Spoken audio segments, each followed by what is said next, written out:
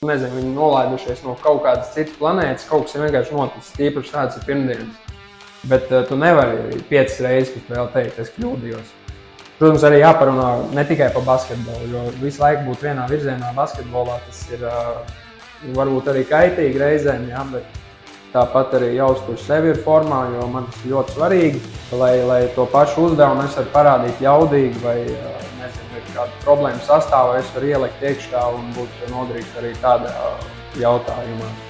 Un ko es iemācījies, kad to lietu dara, tad ir jānoliek telefons vai jāizslēdz internets ārā, jo tas ir mežonīgs kavēklis tajā visā un tas paildzina vēl ilgāk to visu procesu.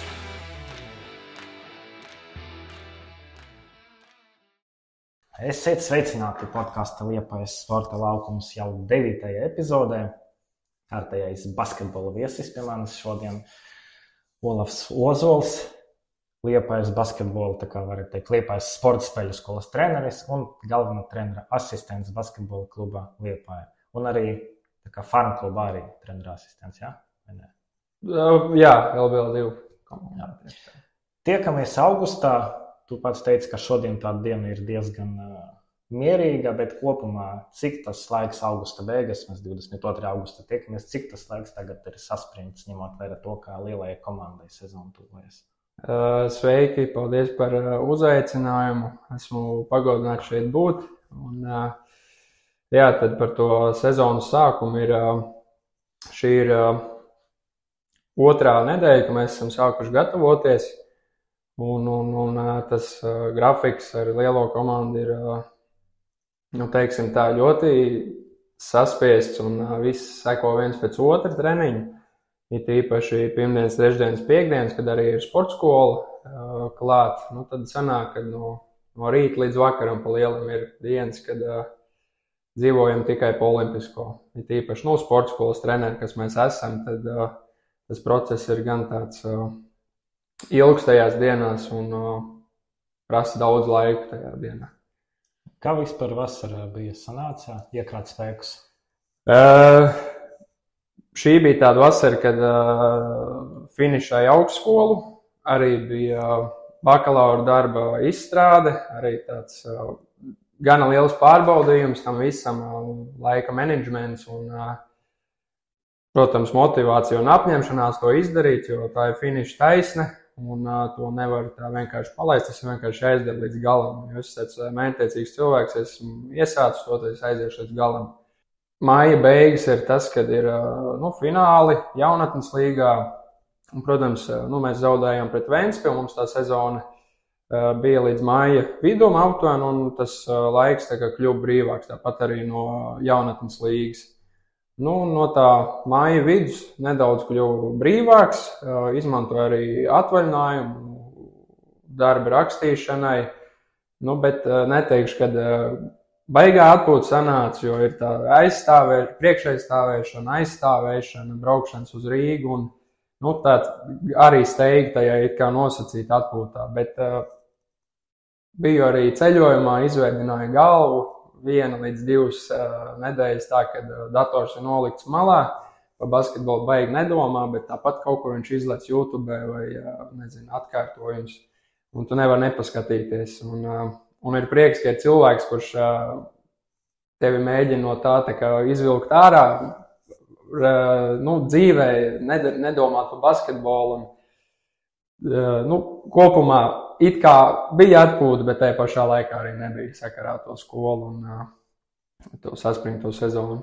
Es domāju, gan jau tāpat esi priecīgs, ka sezonas sākums tuvojas. Jā, protams, tas ir tas interesantākais process, tīpaši, kad mainās tie personāli komandā, tāpat arī salīdzinot ar sporta skolas darbu un LBL2, tad cilvēki mainās, viņi ir jāieliek tādi, šaha kauliņi, kā precīzi viņus izmantot, kas ir vājās puses, tie arī labās puses un to visu spēt samanedžēt un pēc tam to pārbaudīt arī, piemēram, pārbaudas spēlēs, kā mums tas bija pret Latvijas universitāti vakar.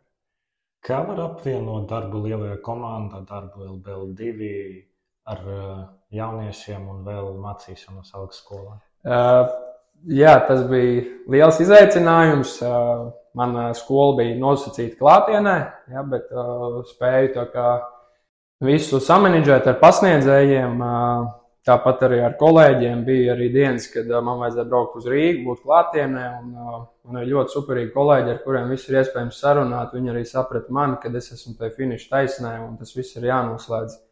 Bet, kā jau minēju, tad pats svarīgākais ir laika menedžments visā tajā. Ir laicīgi jāceļās, jāizdara skautings, kā mājasdarbs, piemēram, uz to nākamo spēli, kā mēs gatavojamies, jāsaplāno treniņi, tāpat arī jāuztur sevi ir formā, jo man tas ir ļoti svarīgi, lai to pašu uzdevumu es varu parādīt jaudīgi vai, nezinu, ir kāda problēma sastāvā, es varu ielikt iekšā un būt noderīgs arī tādā jautājumā. Tā kā viss ir atkarīgs no laika un kā tu ar to visu menedžē. Protams, jāierēķina kaut kādas rezervītes, aizkavēšanās vai darbi pa daudz. Es esmu rīta cilvēks un es cenšos visu izdarīt no rīta. Bet, un tajā pašā laikā ir jāatrod arī atpūtē laiks un pavadīt savu to cilvēku laiku, kas ir ļoti svarīgi. Tu pieminēji to laika menedžmentu. Cikos tu parasti celies un cikos iegulēt? Parasti 7 ir tā celšanās, jo rīta pusē tā galva ir daudz svaigāka un var visu ātrāk izdarīt, jo es arī pieminot to pašu bakalauru, nebija neviena reize, ka es pa nakti cīnījos ar to, jo tas nav, man tas prāts nefunkcionē tad, kad es to daru vakarā. Bet no rīta ir pilnīgi cita bilde, tu vari izdarīt daudz ātrāk un kvalitatīvāk. Bet, ja ir kaut kas, piemēram, 2 spēles nedēļā, kad ir jābrauc piemēram uz Igauniju, tad vēl ātrāk 6 jāpieceļās, piemēram. Tad ir brokas, tad ir, rīta treniņš, neliela pauzīte, plānošanai pašam, un tas miers ideāli ir 11. gultā un izslēgts televizors. Ja līdz 12 ir aizmirsis, ir ļoti, ļoti, ļoti, tā nākamā diena produktīva. Bet, ja aiziet pa tālu, tad ir ļoti grūti. Cik bieži tad sanāk pārkāpt to 11, 12? Ja ir kāds izbraukums, piemēram, mums katrs izbraukums ir vismaz 2 stundas autobusā vienā virzienā, tad, ja tīpaši Igaunijas izbraukumi, tad mēs esam diezgan pavēl mājās, tā nākamā diena ir diezgan pagrūta. Bet tāds tas darbs ir, mēs viņu mīlam un daram to, kas mums patīk. Starpsezonā vairākas izmaiņas komanda, tur daudz spēlētāji aizgājuši, daudz atnākuši.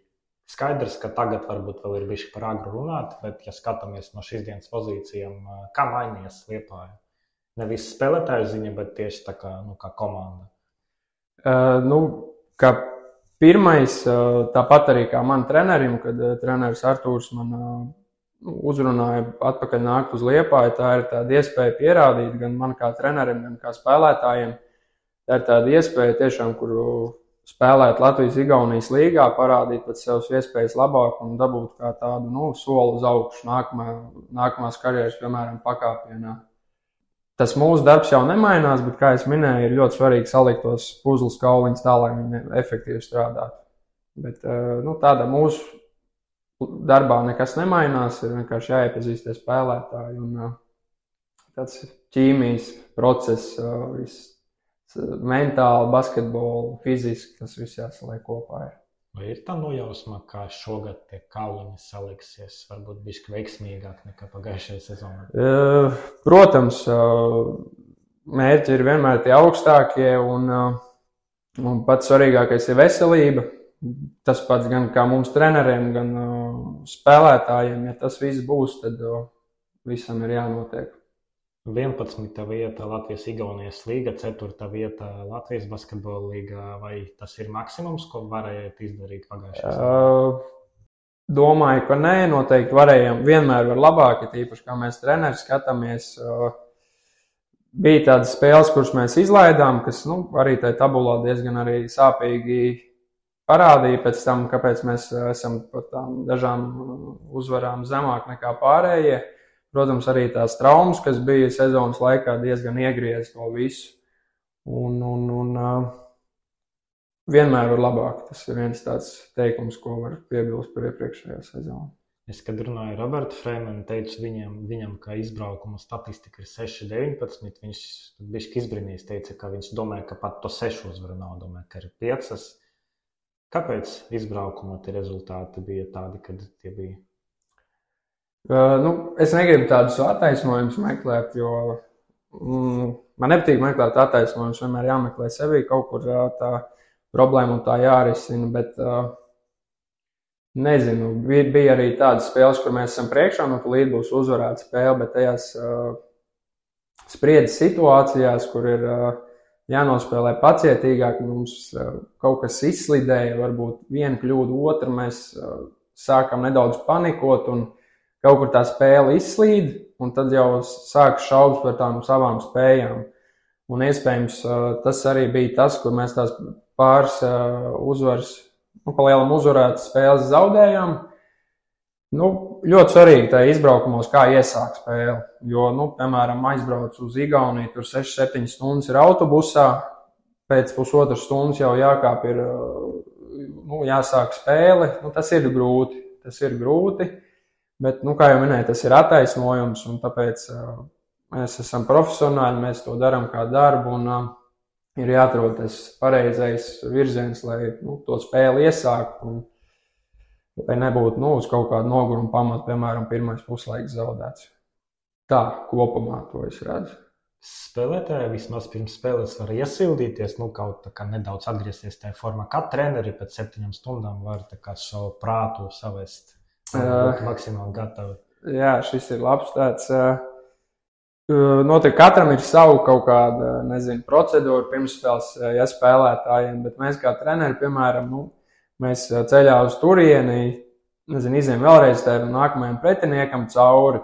Ja ir nākamā spēle, tad arī nākamajam jau gatavojamies, skatāmies, kas ko, un, protams, tās sarunas autobusā, ko labāk, kas tur citādāk, varbūt kaut kas jāpamaina.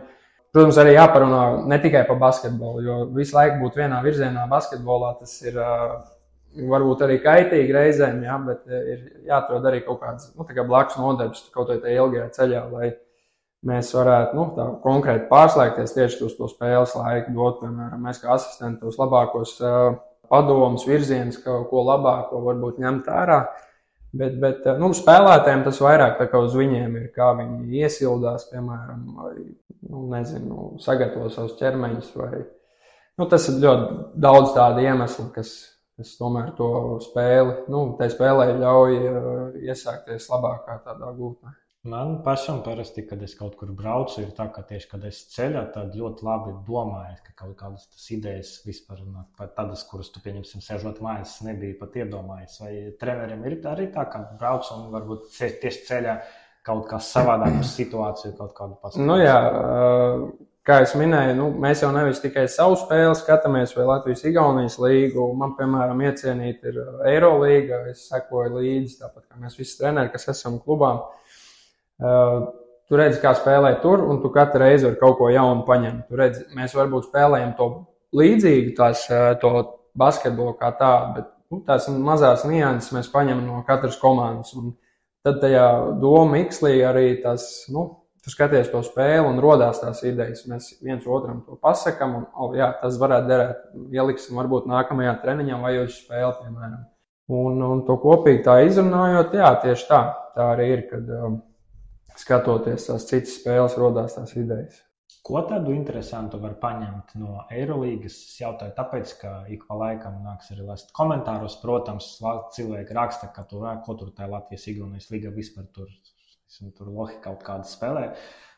Ko var paņemt? Tomēr tā līmeņa atšķirība ir, un ko var pārņemt, skatoties Eirolīgas spēli, lai pēc tam šitu tā kā ieviest to šajā līmenī? Taktiku pa lielam var paņemt visu, bet galu galā ir viss atkarīgs, kāda ir izmēra laukumā. Ja? Mēs esam diezgan īsa komanda uz to pārējo fonu, vai ne? Bet ar tiem pareiziem gājieniem varam būt ļoti efektīvi. Un, piemēram, tā starpība, starp to Igaunijas līgu un Eirolīgu ir tie lielie izmēri, roka izvērsuma, auguma, vispārējais un tas atletisms. Ja? Bet tie Latvijas-Igaunijas līgā, tā kā ar to, lai arī tas, piemēram, atletiskums nav tik liels, ar taktiskām lietām, to visu var, ar savu pieeju to var liederīgi arī izmantot beigās. Pirms pagājušās sezonas no vairākiem cilvēkiem arī dzirdēju tādu domu, ka Liepāja kļuvusi mazāka un ka būs jāspēlē savādāk nekā tad, kad, pieņemsim, bija Kārlis Šiliņš. Kāpēc tas īsti varbūt neizdevās? Jo gan jau, ka mazai komandai arī ir savi plusi, ko tā var izmantot. Ja ir liels centra spēlētājs, tad tāpat kā iepriekšējā modelī, tad viņš ir tas cementētājs, kas to grozu vienmēr aizsargās un būs gatavs palīdzēt jebkurā brīdī. Bet es uzskatu, ka arī, ja tie izmēri nav īstajā vietā, īstajā laikā, to vienmēr var izdarīt. Ja, piemēram, ir tādi īpatnēji spēlētāji, viņš var nokavēt kaut kādu situāciju vai pozīciju laukumā, bet vienalga viņam ir viņš spēja nolasīt to soli uz priekšu, iestāties ceļā, aizķert to bumbu, nobloķēt vai kaut vai veiksmīgi iestāties ceļā un to visu var kompensēt vienkārši. Ja? Bet, es gan nezinu, tas ir iedzims vai tas ir tāds trenējums vairāk, jo es domāju iedzims, ka tu to redzi uz priekšu, kad ir tādi īpatnēji spēlētāji, kas to var izdarīt. Un ir īpaši, ja tas treniņos tās aizsardzības sistēma ir noslīpēta, tad un pats galvenais ir komunikācija. Ja nebūs komunikācija, tad būs ļoti grūti, jo, ja cilvēks komunicē tīpaši laukumā, tas nozīmē, ka viņš ir pārliecināts par savām darbībām. Un tas kā tāda ķēde aiziet no 1, 2, 3, 4, 5 un beigās var kaut vai ar tām lielām auguma starpībām var to visu veiksmīgi likt lietā. Man liekas, tas bija 2016. gads, es tagad varu kļūdīties, kad Bobs Hartlīs kļuva par Latvijas hokeja izlases treneri. Un viena no tām pirmajām lietām, ko viņš teica, viņš bija ļoti pārsteigts, cik tie Latvijas hokeisti maz runā savā starpā laukumā. Kā tas ir vietējā basketbolā? Cik daudz viņi tur nerunā savā starpā? Tā komunikācija, pa lielam, viņi varbūt, nezinu, kaut vai spēlētājs iet pāri pa laukumu, es saku bumba. Nākamais jau to dzird, viņš ir savā postenī, viņš dara savu uzbrukumu, nākamais saka, es palīdzu. Notiek kaut kāda maiņa, nezinu, spēlētājs neredz ko, tas, piemēram, otrs spēlētājs nodod trešiem, tad viņam atkal aiziet, ko jūs minējat, tā ķēde, bet ir svarīgi tas, ka ir tas 1 vai 2 cilvēki, kas iedod to pirmo grūdienu, jo, ja tas cilvēks tajā brīdī nav diezgan grūti to aizsākt, ja? Jo mēs, piemēram, treneri arī, mēs cenšamies tur bļaut teikt visu priekšā, bet ne jau mēs spēlējam, spēlētājiem laukumā ir, tas jāpārnes tā kā uz pārējiem cilvēkiem. Un, ir svarīgi, ka ir kāda skaļāka balss vai tāds vairāk runājošs, azartiskāks, un ja viņš atrodas, tad tā komunikācija tiešām ir efektīva. Kuram no Liepājas komandas pagājušā sezona bija tas skaļākā balss? Es domāju, ka kapteinis Freimanis, Čilps, tie bija tādi skaļākie, kas runā aizsardzībā. Un ko es gribu pieminēt, ka ļoti svarīgi arī piemēram kaut kādās pick and roll aizsardzībās, kad garais saka, viņš saka, esmu pats maiņa, ja, pēdējā brīdī, bet pusē, ļoti bieži sanāk tās kļūdas. Un, tā atslēga laikam ir tas garais spēlētājs, ka viņš tos signālus padod, jo, viņš tomēr redz to laukumu tajā brīdī, piemēram, plašāk, ja, mazais ir kaut kur kustībā, un tas atvieglina viņiem to darbu, tāpat arī pārējai komandai. Tāds, laikam, ļoti amatierisks jautājums, bet es ceru, ka tas nav interesants tikai man, bet arī pārējiem. Viens no biežākajiem vārdiem, ko es dzirdu vērojot spēles, ir atbloks. Jā. Ko tas nozīmē? Atbloks nozīmē tas, kad iedomājamies, kad, notiek soda metiens vai 3-punktu metiens no distances.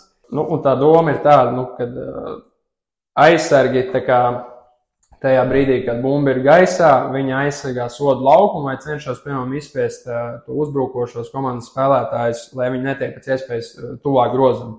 Tas ir arī tāds, it kā ar treniņiem to var panākt, ja, bet tas ir tā, tu nekad nevar zināt, kur bumba atliks. Viņi var atlikt uz priekšu, uz apakaļ.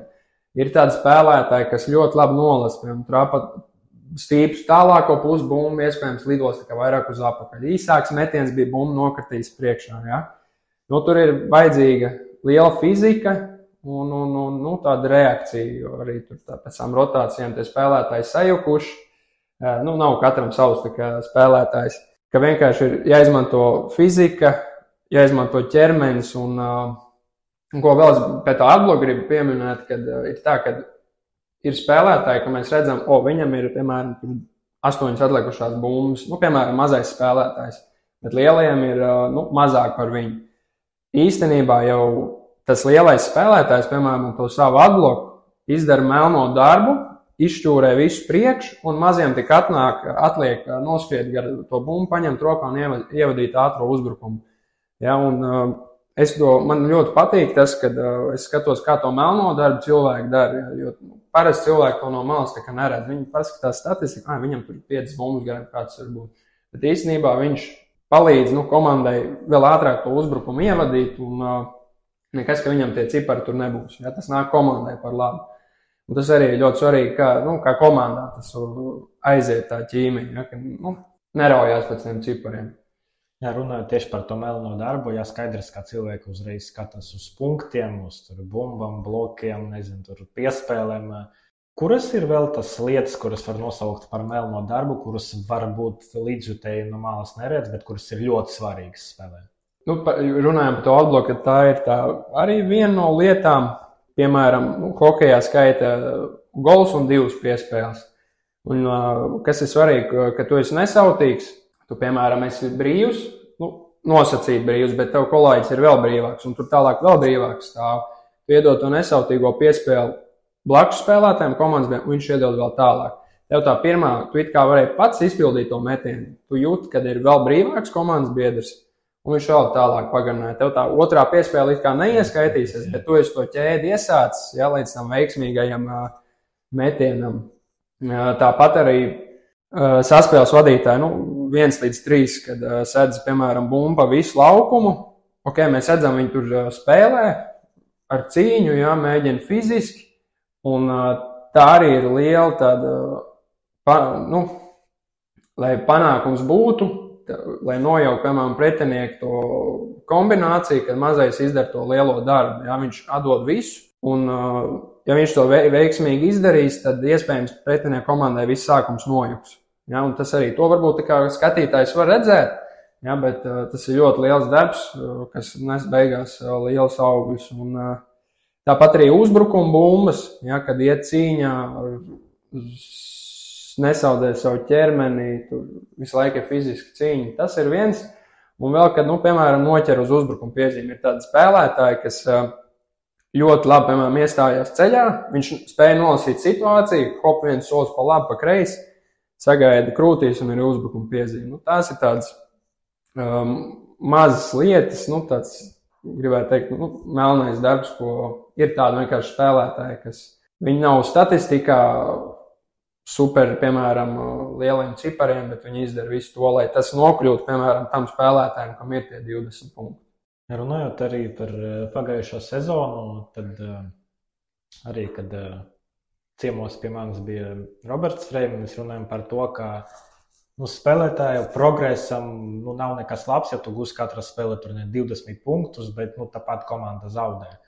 Un man interesē, ko treneri iegūst, ko tāda sezona, kad bija pagājušā, dot treneru progresam, jo it kā jau tik daudz zaudējumu, ka liekas, ka atkal varbūt kāds varētu padomāt, ka viņi jau varbūt neko neprot vienkārši, jo ir daudziem cilvēkiem tāda vienkārši proporcija. Ja komanda uzvar, tad treneris labs, ja komanda zaudē, tad treneris slikti. Tas ir tas grūtākais. Ideālā komandā ir tā, ka te visi 5, ideālā gadījumā ir tā, ka visi 5, piemēram, ir varoši iemest 20 punktus. Bet spēle var iet pa augšām, pirmās 3 ceturdaļas mēs ejam tikai pa augšu, un tad pēkšņi ir kritums. Un tieši tajā brīdī ir jāatrodās tam vienam spēlētājam, kurš var no tās bedres to komandu dabūt ārā. Ar veiksmīgiem uzbrukumiem, tur tālmetieniem, caurgājieniem, kaut vai tām pašām nopelnītām piezīmēm.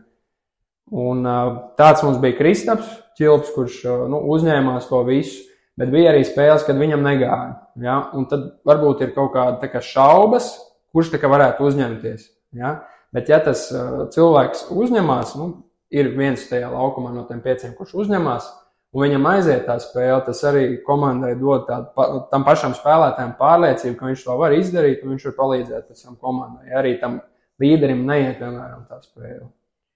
Un Jā, tad par jautājumu otro daļu, ko trenerim tieši var dot tāda sezona, kad varbūt to uzvaru bija ne tik daudz, cik gribētos? Nu, noteikti, protams, mums tās visas tā sistēma ir, kad ir pirmā opcija, otrā, trešā, viņi nav tur konkrēti nodefinēti, jā, bet spēlētājiem ir jāpieņem tas lēmums. Redzam, ka negāja viens, otrs, trešais metiens garām, iespēlējam trešajam.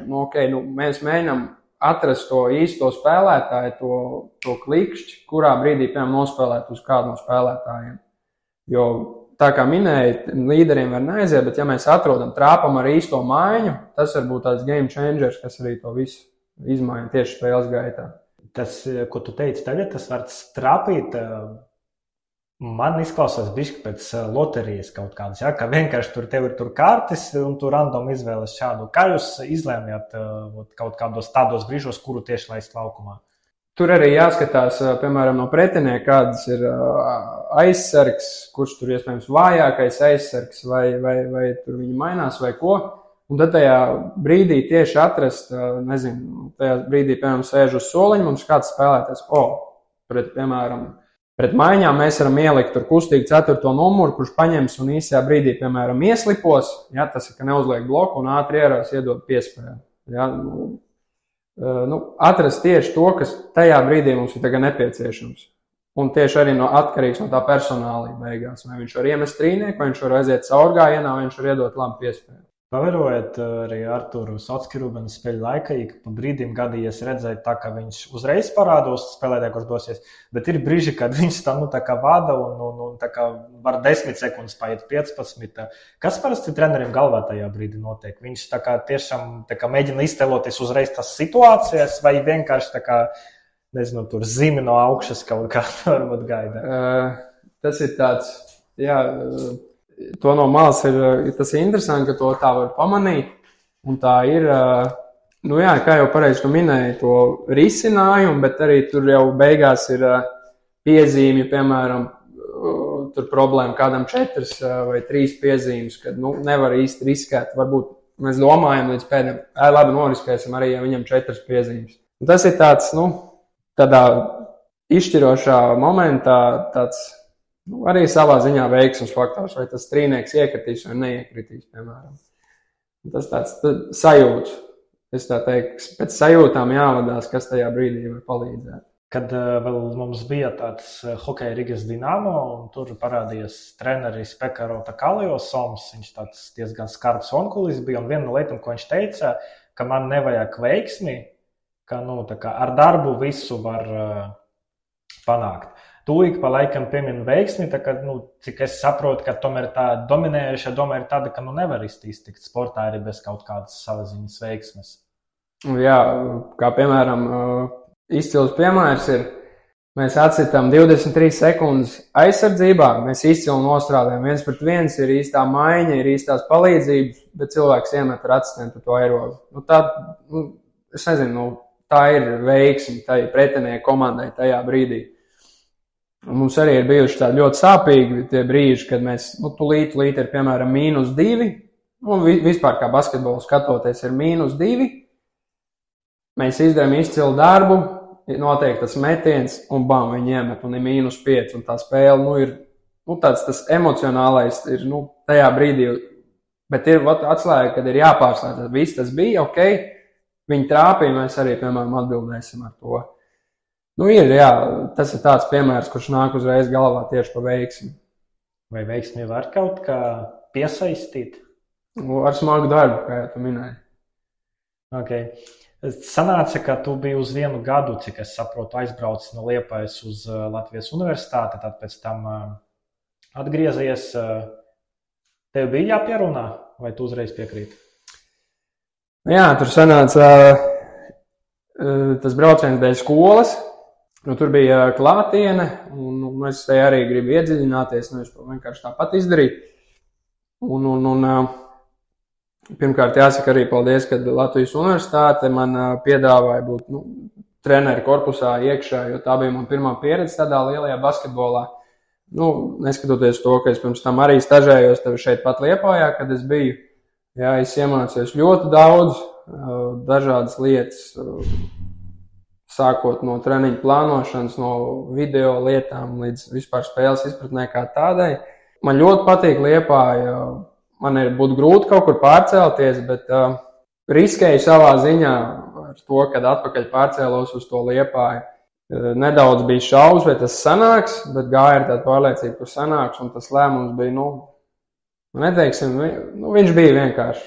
Ja, kad es vienmēr gribēju atgriezties Liepājā un tad būt savās mājās. Kad tu atgriezies, tad no Artūra Visocka Rubeņa bija tāds komentārs, ka Olafs pieņēma izaicinājumu atgriezties Liepājā un spērt nākamo soli savā karjerā. Ko nozīmē tas salikums nākamo soli savā karjerā? Tas ir arī tāds lēciens. Līdz šim es strādāju sporta skolā, līdz lielajiem basītiem tā nosacīt. Un tas jau uzreiz, ka tev jāmāk pārlekt ir. Tev ir savi pienākumi, tev ir jāskatās no citas prizmas, nevis caur jaunatni, bet uzreiz caur profesionālo sportu, caur basketbolu. Tāpat arī izaicinājums bija tā skola, kad tas viss jāspēj apvienot, un tāpat arī tas ir kaut kas jauns atkal. Visi, piemēram, tās plānošanas, treniņu vadīšanas, video taisīšanas, un vēl tā skaitā apvienošana sporta skolu. Ja, tad, tā izpaužās tas viss. Redzēju, ka tās programmas nosaukums, cik es sapratu, ir sports, tehnoloģijas un sabiedrības veselība. Jā, pareizi. Ko tas īsti nozīmē? Tas nozīmē to, ka par cik mūsdienās bez tehnoloģijām ir neiespējami iztikt, tad caur tādām tehnoloģijām, programmām, tu, piemēram, apgūsti to pašu Exceli, Wordu, tu māki noformēt, savus darbus. Tāpat arī tādas programmas kā priekšmeti, kā psiholoģija, pedagoģija, biomehānika, viss, kas ir saistīts ar sportu. Tas ir tāds tehnoloģiju apvienojums ar sportu, kad tomēr beigās tā programma ir tā domāta, ka tu to visu elektroniski dabūtu caur visiem tiem Exceļiem, ka tu vari analizēt tos savus datus, basketbola lietas, fiziskās lietas, un tāds globāli, gan tehnoloģijas, gan sports, gan tāpat komunikācija ar cilvēkiem, kas arī ļoti svarīgi ir treneru darbā.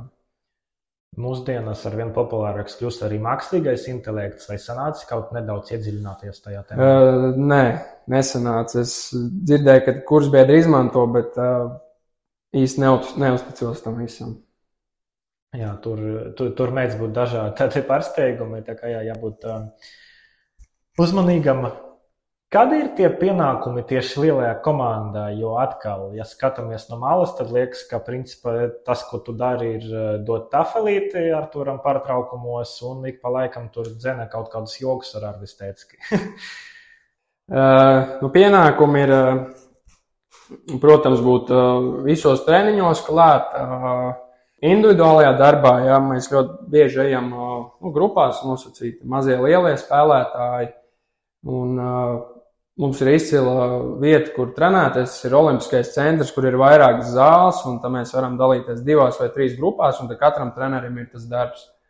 Un tad, tā padziļinātāk strādāt, pie lielajiem, tur postu spēles, pick and rolls, tur pop-outs, mazajiem atkal citas lietas no ārpus, no perimetra spēles, sāsnēm, piespēles, vispārējais. Individuālajā darbā mēs piedalāmies, ja spēlētājs grib, ekstra darbiņu padarīt pirms vai pēc, mēs viņam palīdzam, iedodam uzdevumus, varbūt pasakam, ko varētu labāk, kas nebija tik labi. Tālāk ir par video lietām runājot, es atbildīgs par pretinieku spēlētājiem, arī par komandas, to viņu taktiku, piemēram, kombināciju, nosaukumu, piemēram, spēlētājs parāda dūri, es uzreiz pasaku, dūri ir tas censties spēlētājiem pateikt priekšā, kas notiks. Bet bieži jau sanāk tā, ka komandas spēlē diezgan līdzīgas visas tās kombinācijas, piemēram, kā mēs spēlējam, un tad, ja tas spēlētājs, piemēram, izdzird, mēs viņam varam pateikt priekšā, kas būs, kas citreiz arī palīdz un var nolasīt to situāciju pareizi. Ar Arvi, kad interesanti to dzirdēt, kad savstarpēji divatā, es nezinu, es Arvim pasaku vienu variantu, viņš man pasaka otru, un tad mēs izdomājam, ko Artūram, piemēram, pateikt, jo viņam neder. es pateikšu Artūram vienu lietu, Arvis otru, un tad viņam abas ir tā kā jāizdomā kopā. Mēs abi pirms tam to izdomājam, ko mēs tā kā varam teikt. Un tad mēs viens vai otrs pasaka Artūram to savu tā kā, virzienu, kā varbūt varētu mēs darīt tā, nākamo to posmu. Un tas saldais ēdiens jau tā spēle tomēr beigās. Cik daudz laika aizņem, lai izanalizētu pretinieku komandu? Tas, ko es daru, aptuveni prasa vienu spēli, 2,5 stundas. Mēs gatavojamies, ka mēs ņemam 2 vai 3 iepriekšējās spēles, kas ir bijušas. Tad, kā jūs minējat, rīt posmā notiek ātrāk, ja tev galva ir svaigāk. Ja ir vēlāk, tad varbūt nedaudz vairāk to laiku prasa, jo ir sporta skolas, zvan no vecākiem, treniņu izmaiņas, viss pārējais. Un ko es iemācījies, kad to lietu dara, tad ir jānoliek telefons vai jāizslēdz internets ārā, jo tas ir mežonīgs kavēklis tajā visā, un tas paildzina vēl ilgāk to visu procesu. Bet, plus mīnus 2,5 stundas, un tas ir, tu izētai spēlē cauri, uzliec aprakstus, kas ko kā, viņa stiprās vājās puses, un tad tev ir vēl tas viss jāsaliek kopā, kas ir interesantākais, pieņemsim tās 7 stundas, ko es pavadu, bet man ir jāuztais tas video par, pieņemsim 7 spēlētājiem 7 minūšu garumā. Jāizvelk viss tas svarīgākais ārā, lai kopēc parādu spēlētājiem video, stiprā, vājā puse, ko atdodam, ko nē, ko forsējam viņi darīt. Un tā ir tas pats galvenais, tas 7 minūšu video spēlētājiem. Ietilpīgs, bet beigās saīsināt versiju no tā visa. Darba dienās spēlēs, sākās vai nu 7 vai nu 8, tad sanāk ap 9 tas noslēgums. Cikos pēc tam sanāk aizmigt? Protams, pēc uzvarām ir saldāk garš, ir tā labi padarīta sajūta pēc darba, kad ir tā uzvara izcīnīta, tīpaši, ja viņa ir nākusi smagā spēlē. Tad arī, kamēr tu tās aizēj mājās, paēd, tās emocijas nosēžos, bišķiņ laikam ir jāpaiet. Citreiz ir tā, ka tas zaudējums ir un, neteiksim dusmu, bet tas rūgtum, tā sajūta ir. Un citreiz arī ir tā, ka nevar pagulēt, ka tu domā, kas tur, kā varēja, piemēram, labāk. Un atkarīgs no tās spēles iznākuma visticamāk. Vai sapņos nerādās basketbols? Ir brīži, kaut kā 2 brīžu sezonas laikā, kad tā ir, tas ir aptuveni sezonas pirmais aplis, ka noslēdzās, kad citreiz ir tā, kad bumbas skaņa dribli ir ausīs, vai kaut kāda spēlētāja rādās, un tad ir februārs, tas ir tās grūtākais mēnesis, man šķiet, jo, tagad Liepājā mēs priecājamies par skaisto laiku, saulaino, ko jūru varam izmantot, bet mārts ir tas periods, kad ir ļoti pelēks, ir tāds, tu ieej zālē, nezinu, piemēram, rīta daļa ir tumšs, un tu aizēj mājās arī ir tumšs, un tu neesi īsti redzējis to, un tad ir jāmāk kaut kur izrauties, lai, kaut kā to visu padarīt pozitīvāk. Ir tās pozitīvās lietas, bet tomēr tas apkārtējais lietus vai augstums, viss tas tomēr nospēlē savu lomu. Tāda brīža ir. Vismaz labi, ka Lods arī tāda vietā atrodas, kur parks uzreiz ir. Tad var to izbaudīt. Kad tu pārgāji uz LU uz to gadu, tad bija tāds teksts, ka jau pamatskolas beigas saprata, par ko vēlos strādāt nākotnē, proti par treneri. Kur tev radas tas domas, jo atkal, manuprāt, treneris ir vienkārši viena no tādām nervozākajām profesijām vispār pasaulē, un kā var brīvprātīgi jau pamatskolas beigas gribēt strādāt par treneri? Jā, tā bija. Ja 9. klasē mums neatceros precīzi priekšmetu, kā sauc to, man liekas, ja nemaldu, sociālās zinības bija. Un bija nepieciešams uztaisīt karjeras plānu. Tas bija, skolotāju uzdevu, kas tu gribētu būt pēc 12. klases, vai kas tev interesē un uz kur virzienu tā kā iet. Un es jau zināju, sporta skolā arī LBL2 vienu sezonu sanāca uzspēlēt. Es biju saspēles vadītājs, mazais spēlētājs, kuram ir tā komunikācija ar treneri. Ja? Bez mazliet tas mazais spēlētājs ir kā tāds, treneris, diriģents vai laukumā, ko viņš tai komandai saka, vai to nospēlēm, šito vai to. Un man kaut kā tas ļoti, iepatikās dot kaut kādus tos virzienus, ko labāk, ko es redzu. Un tad, kas ir interesanti, Man kolēģis Arvis bija treneris jau no U13 vai U14 vecuma. Un tad sanāk, ka mēs tagad esam nogājuši to sporta skolas ceļu kopā līdz galam. Un tagad es ar viņu strādāju gan kopā sporta skolā, gan esam arī klubā. Bet tā izvēle bija ļoti vienkārša, kad es gribēju to darīt, tikai bija starpība, kurā vietā es to darīšu, universitātē. Un arī gāju, tā kā skatīties, ēnot vienmēr, ko viņi tie treneri dara, kas ir tas viņu dienu plāns. Man tas ļoti patika, un es izbaudīju tās spēles, arī skatos, ko, piemēram, treneri, kā viņi uzvedās vai kā viņi komunicē, un tas ļoti aizrāva. Kas tieši tev piesaistīja tajā visā? Kas tev varbūt visvairāk tieši patika tajā visā, ko tu redzēji? Dotos virziens tiem spēlētājiem, tā izpratne par basketbolu, tā ir tas nāka laiku, pēc tam lēmumu pieņemšanām, spēlēm, visām tām pieredzēm, tu to izanalizē un tu mācies no tām kļūdām. Un kāds bija jautājums? Kas tev tieši visvairāk tajā patika, ko tu redzēji no citiem treneriem? Kas tev patika, ka tev lika gribēt pašam būt par treneri? Noteikti tie brīži, kad ir tās, piemēram, kad es skatījos, nesapratu, kā tas ir tajā brīdī, kad ir tās veiksmīgās epizodes. Ja, tur tās emocijas sit, treneris, piemēram, trāpa ar īsto kombiņu, tur iemet, iedanko vai ir game winners. Un tas process zem viss tā,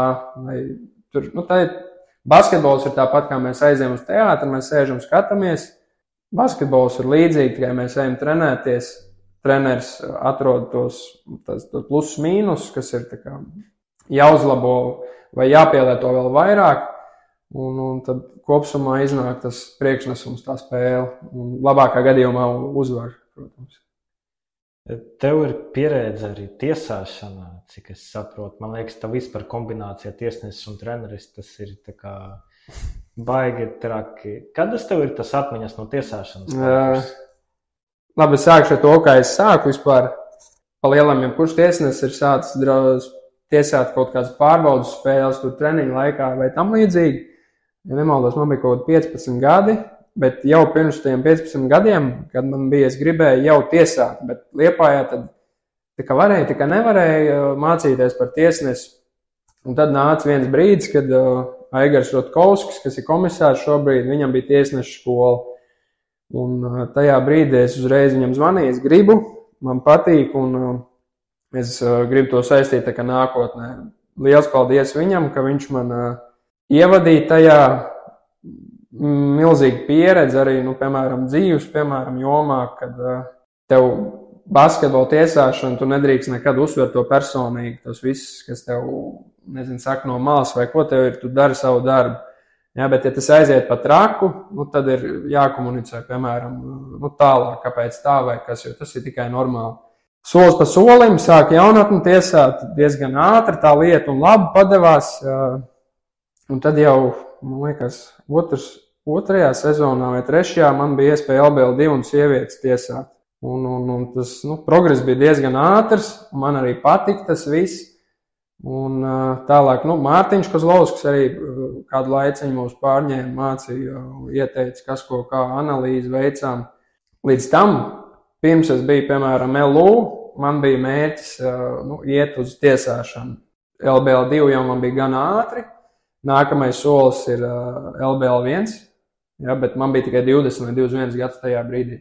Tas ir nedaudz pa jaunu vēl, ja jākrāj pieredze, un tad nāca tas LU piedāvājums, jo, tu nevari, ja man mērķis ir tiesāt LBL1, bet komanda spēlē LBL1 vai LBL2, tad var sanākt nepatīkam. Tur, es tiesāju vienu spēli, bet es esmu treneris, skaitos otrā, piemēram, pusē vai tur zarā, vienalga, vai kāds interešu konflikts. Un tad es sāku domāt, un tad nāca Liepājas piedāvājums, un tad, tiešām tad bija jāizvēlas vainu. Tomēr izvēlējos to treneru ceļu, bet, lai gan, tā atskatoties, tomēr bišķi ir tāds, kā būtu, ja būtu. Jā, iespējams ar to pieredzi, kā, šogad, nākamgad iespējams varēju uztiesāt kādu lielo maču, kas man bija tajā brīdī tas, viens no mērķiem, piemēram, bet es nesūdzos, ir tā divējādi, kad par to padomā, bet laikam ir izdarīt pareizā izvēle. Es tā ļoti ceru. Tiesneša darbs ir tāds ļoti nepateicīgs, mēs teiktu, principā tu nepatici visiem reāli, kas ir laukumā, kas ir tribīnēs. Un tu pieminēji, ka svarīgi ir tā, ka neļaut tam lietam, ko viņi saka, tā, ka laist iekšā. Kā to izdarīt, lai vienkārši tā kā, bļauj tur kaut ko un bļauj tālāk? Jā, šis ir ļoti interesanti. Kad sāku tiesāt, vai tad pirmie kaut kādi mači parādījās, tad pēc tām sarunām ar treneriem vai spēlētājiem. Labi, tad, kad tu tiesā jaunākiem, tad ir tieši sākumā, tad vēl tā. Ja, viņi it kā ir par tevi jaunāki un ko viņš tā kā, tu to var tā noslāpēt, bet tad, kad gāja, piemēram, pilsētas čempionāts vai kas, tur vīri ir 2 reizes vecāki par mani un kā viņi pasaka, tad bija brīži, kad es teicu, beidz, es vairs šito nedarīšu, man ir līdz kaklam, man to saka šito. Bet tad, kad tev ir pareizie cilvēki apkārt, piemēram, tiesneši, ar kuru tev, parasti bija tā, ka viens jaunais un viens, pieredzējušāks. Un tad tas, pieredzējušākais tiesnesis tev tā kā bišķiņ noslāpē, viss tas kļūdījies, viss kārtībā, mēs visi kļūdamies. Tad laiku pa laikam tu kaut kā parāda sevi, tev ir jābūt ļoti pārliecinātam. Man bija ļoti svarīgi, vispār tiesnešiem svarīgi, kā tu izskaties uz laukumu. Tu nevar būt kaut kāds, liekais svars, vai tu lēni kusties, vai tev vienkārši ķermeņa valoda nav pārliecināta. Kad spēlētājs jau redz, tu neesi gatavs tajā brīdī, un viņš tev kaut kā var iedzelt.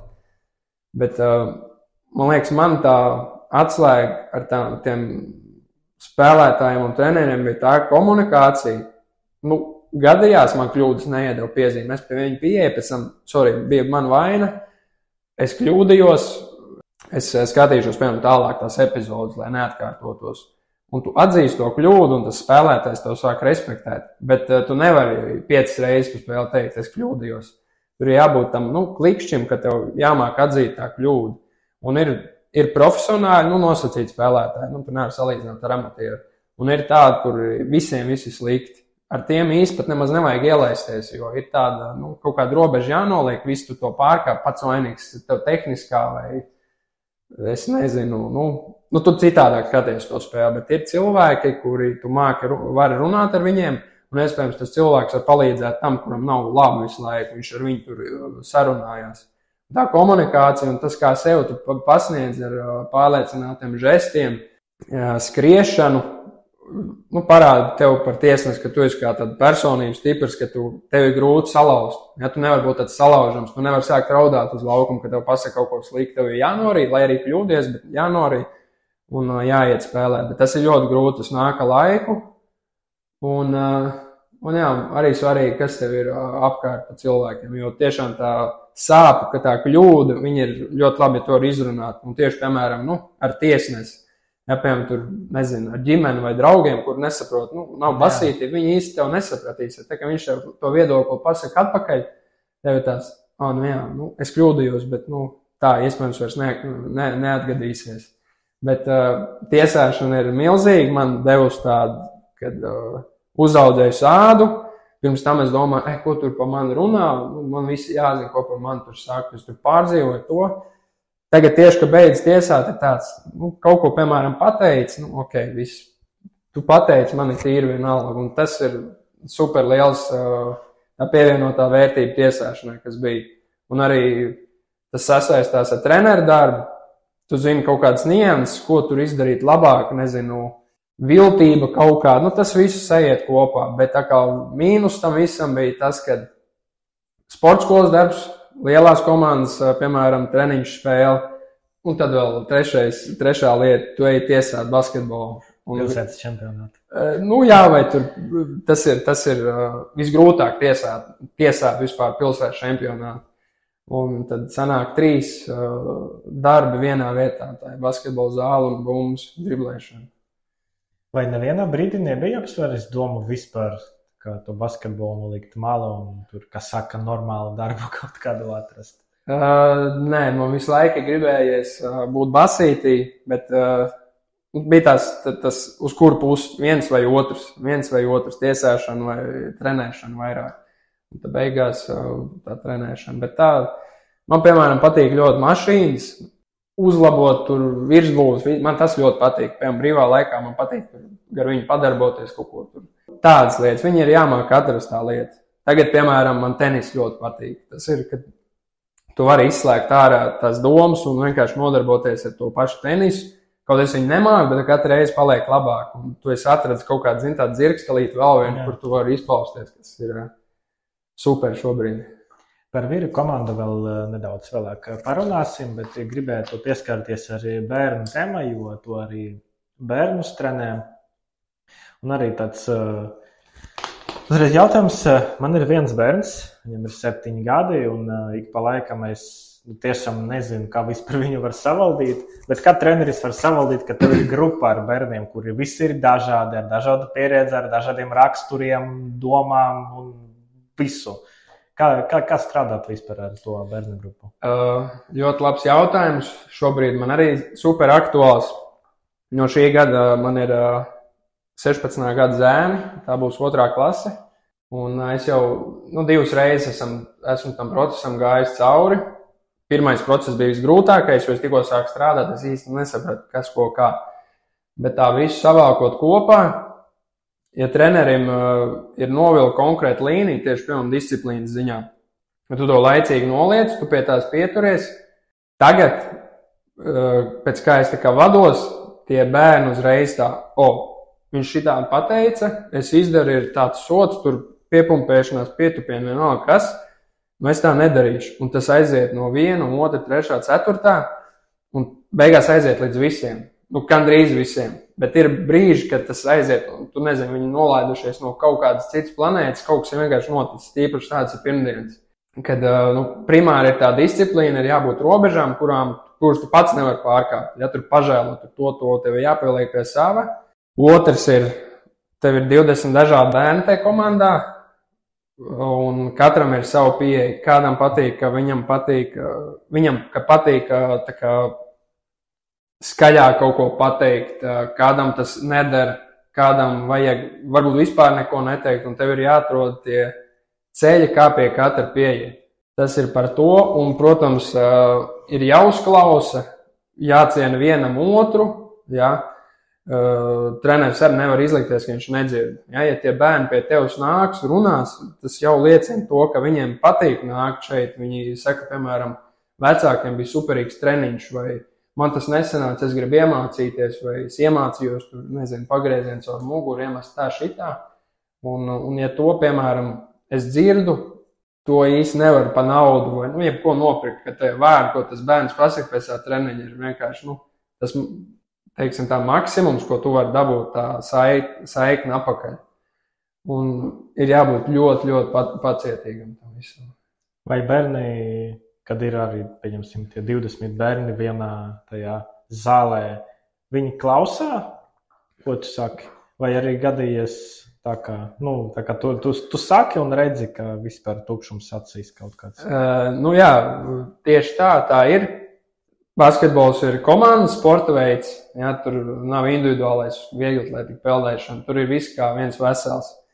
Es to redzu tā, ja, piemēram, 2 no tiem bērniem tie treniņu laikā, buksē to visu uz leju. Es nogaidu, pastos, kā, piemēram, rēģēs pārējie. Hop, sākumā iedod viņiem kaut kā, tā kā to disciplīnas pārkāpumu, kaut kādu ekstra uzdevumu. Pēc tam, ja tas aiziet tālāk, tas nebeidzās, jāiesaist viss ir. Ja, jo, kā es minēju, tas ir komandas sporta veids, un es uzskatu to, ka cieši visa komanda, ja arī 1 vai 2 ir kaut ko izdarījuši. Un tas viņiem ieaudzina tādu atbildības sajūtu. Un es priecājos, ka viens runā, driblē bumbu, tur nevar uzvesties.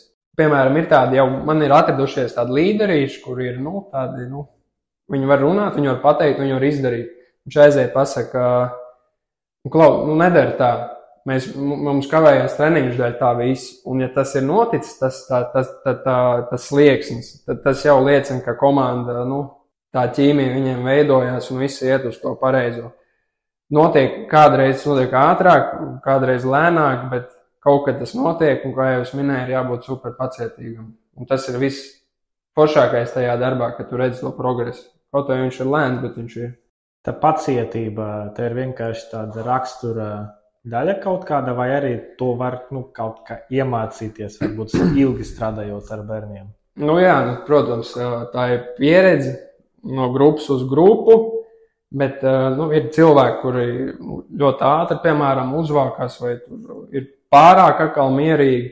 Ir jāatrod tas balans, un tas vienkārši tieši sportā nāk ar pieredzi. Ja tev bijuši vairākas pieredzes, tu zini, kā tajā attiecīgajā situācijā darboties, ko izmantot.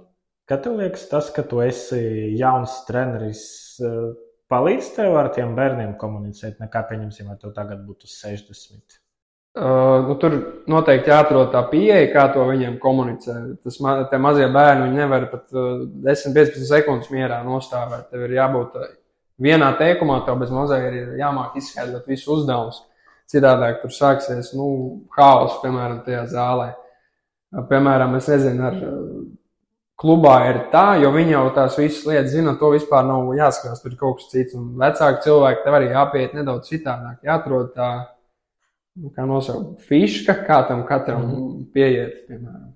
Vai nav tā kā sanāk, ka tev pārāk daudz laika aiziet tieši to pieeju meklēšanai katram spēlētājiem, ka varbūt tam pašam basketbolam ne tik daudz laika paliek? Jā, tas sagatavošanas grupu, tās pirmie 2-3 gadi ir netik daudz. Tur basketbols ir, es uzskatu, ļoti minimāli, jo tam bērnam ir jābūt vispusīgam, kā mums ir sporta skolā, nevis primāri ir rezultāti vai, nezinu, čempionu titulu tur jaunā vecumā, bet kā personība, ka tu viņam iemāci.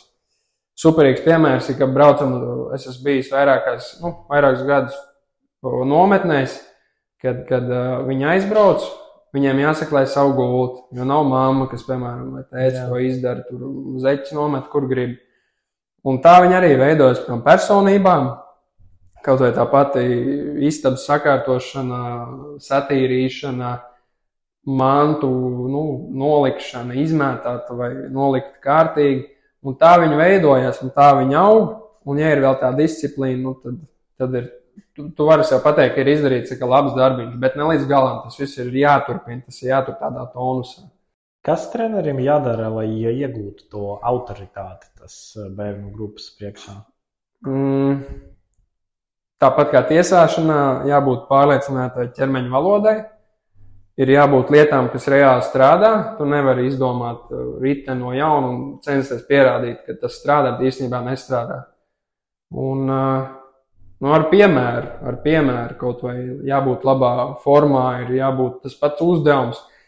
Piemēram, tu rādi uzdevumu. Man ir tā, ka neteiksim, ka es pārāk daudz ieeju agresīvi, man jau gribās pilnā ātrumā. Un ar to enerģiju, ko tu rādi, piemēram, tajā uzdevumā, tu viņiem pārnes, un viņiem arī gribās iespējams tādā ātrumā.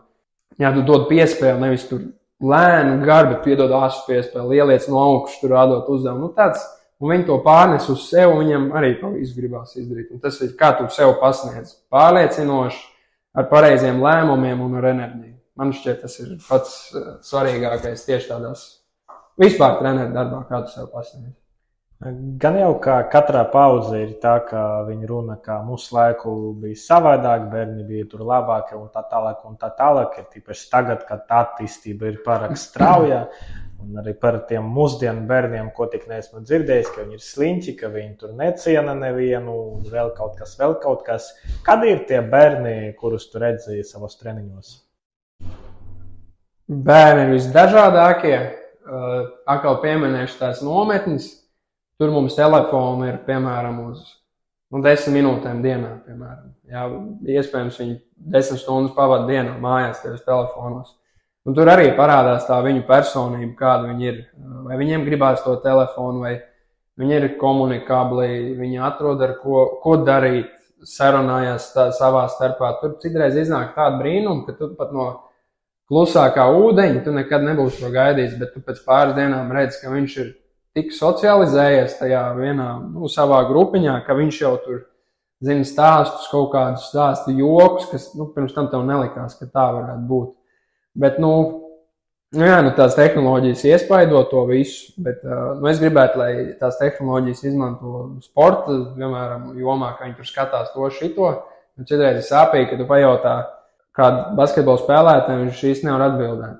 Bet tu kā nodarbojies ar basketbolu vai, piemēram, ko es gribu, lai bija prieks redzēt, man jau tie mazie puikas bija vakar arī uz spēli vairāk, ka viņi nāk un skatās, kas es varētu būt pēc 10, 12 gadiem, uz ko man tagad tiekties. Viegli pateikt, bet grūti izdarīt tām tehnoloģijām. Turpinot vēl nedaudz pavisam par tiem bērniem, kā tev vispār ir tajā ikdienā? Tu pārslēdzies, tev ir kaut kāds tumbleris, ka teiksim, bērnu treniņu esmu novadījis, vispār bērniem šodien vairs nedomāju, man tagad ir pieaugušo komanda. Vai tas viss kaut kā tādā sajaucās?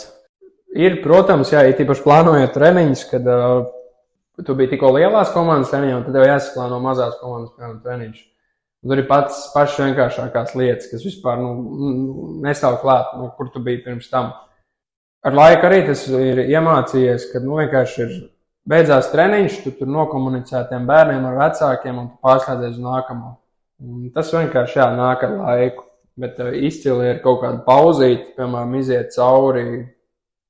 Protams, uzreiz treniņā pierakst, kas bija labi, kas strādāja, kas nē. Bet ir, ka pauzīt, ka tu reāli bišķiņu atteikt 15-20 minūtes, un tad tu aiz nākamo treniņu. Tas ir izcilā variantā, bet ļoti reti tā ir. Tas, kur redz atkal cilvēki no malas, ja runājam par bērnu treneriem, tad ir tīpaši tā vecumā, kad viņa vēl nav spēļu, ka tur treneris atnāk uz to stundu, novāda treniņu un visu un aiziet. Bet cik es saprotu, tur jau gan jau kaut kāds papīra darbs vēl ir, kaut kādas atskaites, varbūt, ir jāpilda ēklas, tāpat kā parastā skolā ir gada plāns, pēc kura ir jāvadās. Ja tu gribi tādā ilgtermiņā, tad treniņi ir jāplāno, jāuztais pa punktiem, ko izcili, piemēram, ja tev 3 reizes nedēļā ir treniņi, tu zini, pirmdienu, trešdienu, piekdienu, pirmdienu būs tas, trešdienu tas, piekdienu tas, un tu arī treneriem tā disciplīna, ka tu nevari likt kaut ko viņi nevar izdarīt. Varbūt citreiz liekas, ka viņi tur driblē bumbu uz vietas vai apļo, kam tas ir vajadzīgs, bet no tā viss sākās. Un ja tu pie tā pieturies, tas progress ir super ātrs un redzams uzreiz, ka tas reāli strādā. Arī, piemēram, liekas, kāpēc viņi tur futbolu spēlē vai, nezinu, florbola, basketbola treniņā, bet tās kustības ir tik atšķirīgas. Basītī, pa lielam visas kustības ir tur nepieciešams uz augšu leju, lec tā, šitā. Futbols iedod, kaut ko no kājadarbības, ķermeņa izmantošanas, florbols, tur roku darbība, precizitāte, lēmumu pieņemšanu, lielāk paliek volejbolu var. Viss aiziet tādā arī ķēdē, lai, kad tas mazais puika, viņš ir vispusīgs. Viņš māk spēlēt visus sporta veidus, arī redz kādu soli uz priekšu, hokejā, futenē, vienalga kurā sporta veidā. Un tā vispusīga beigās.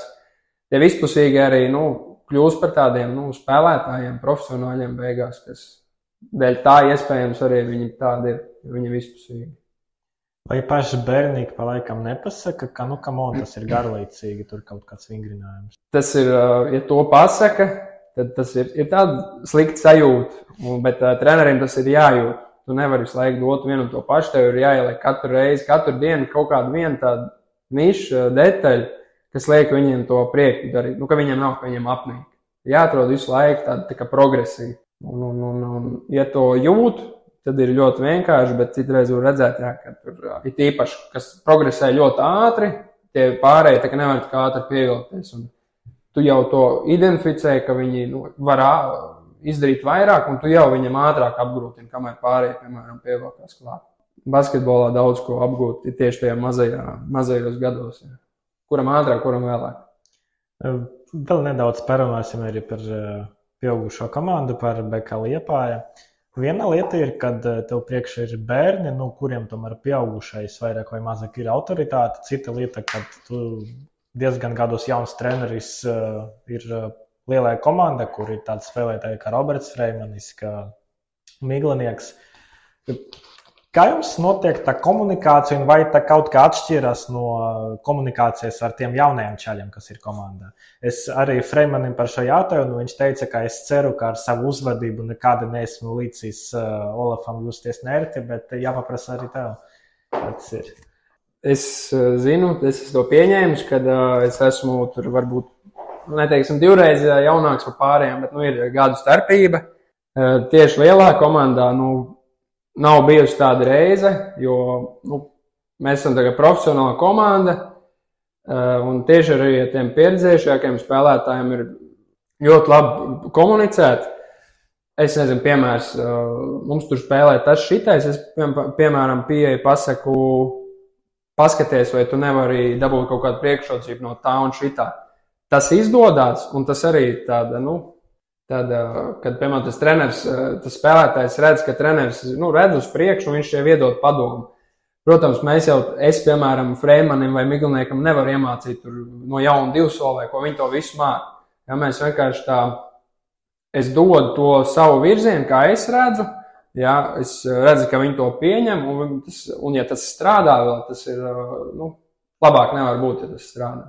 Bet ir arī brīži, ka kaut kas nestrādā, tad vienkārši jāizrunā un jāparāda tas pats video, kur tu vizuāli redzi, kur tu biji, vai kas, ko, kā.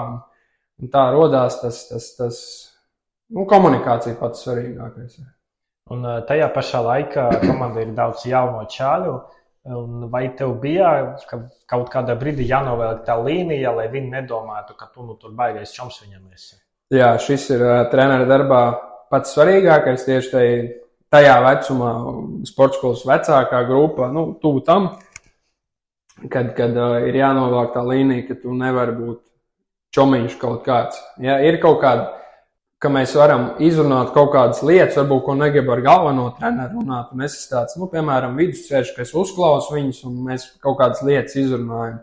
Bet tas nevar aiziet pa tālu. Tas ir tāds, pie kā ir jāpieturās. Amerikāņu filmas tur par kaut kādiem policistiem ir tāda taktika, ka ir viens sliktais policists, ir viens labais, vai jums komandai ik pa laikam gadījies kaut kas tāds, ka pieņemsim tur Arturs, pasaka, ka šodien es būšu tas sliktais, bet tu labais.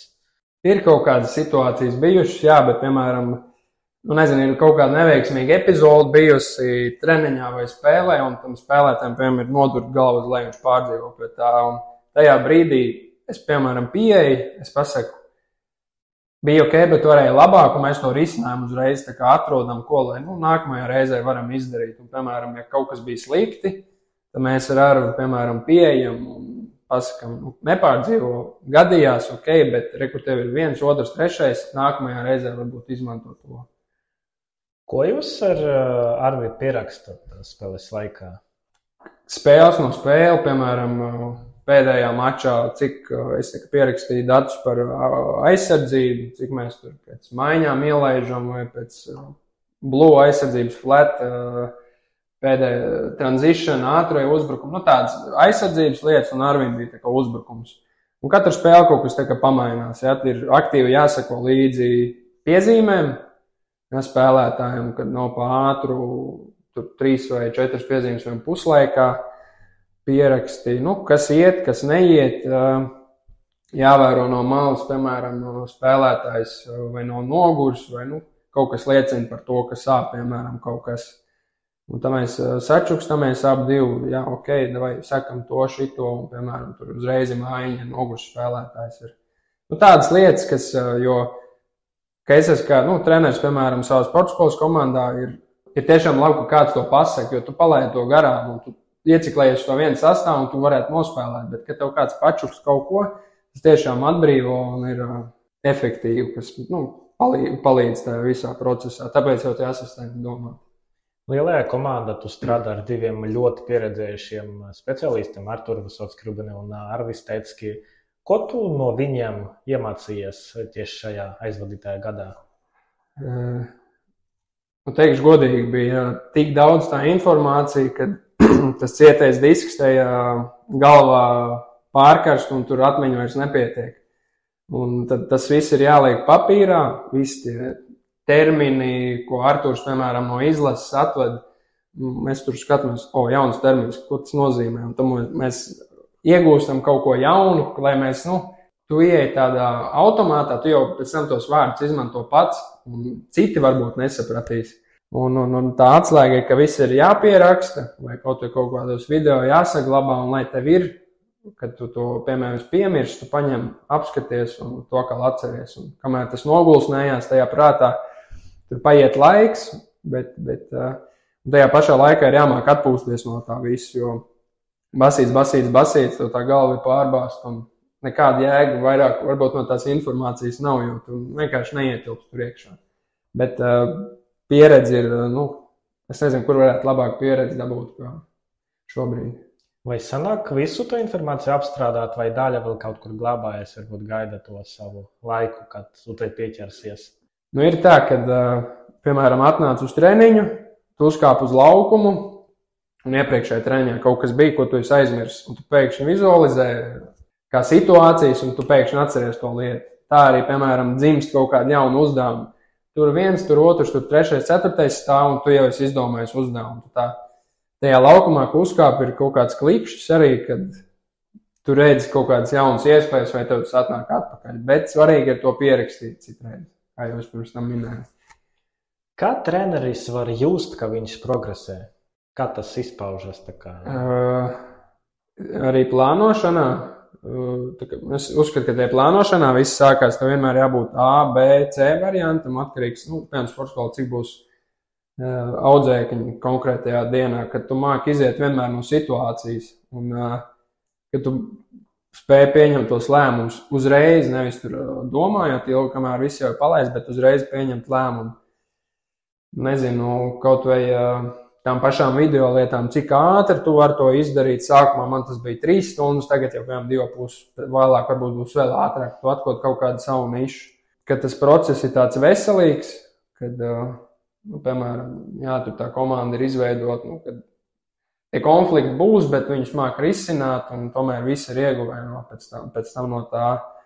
Un kad tu strādā pie noteiktām lietām, uzbrukums aizsardzība vai individuālais skill, un ka tas strādā pēc tam spēlē, ka to reāli izmanto. Un tas ir tāds, ka neteiksim, ka treneris arī, savā ziņā treneris progresē, viņš iziet kaut kādai pieredzei atkal cauri, bet viņš redz to, ka tas reāli strādā, tas dod sev pārliecību, ka tā ir, tāpat arī spēlētājiem, un tad tas uzticība vienam pret otru paliek, vēl lielāka. Vai tev tavas trenera karjeras laika bija kaut viena situācija, kad tu saproti, ka tu vispār nezini, ko darīt? Vispār nav ideja nekāda.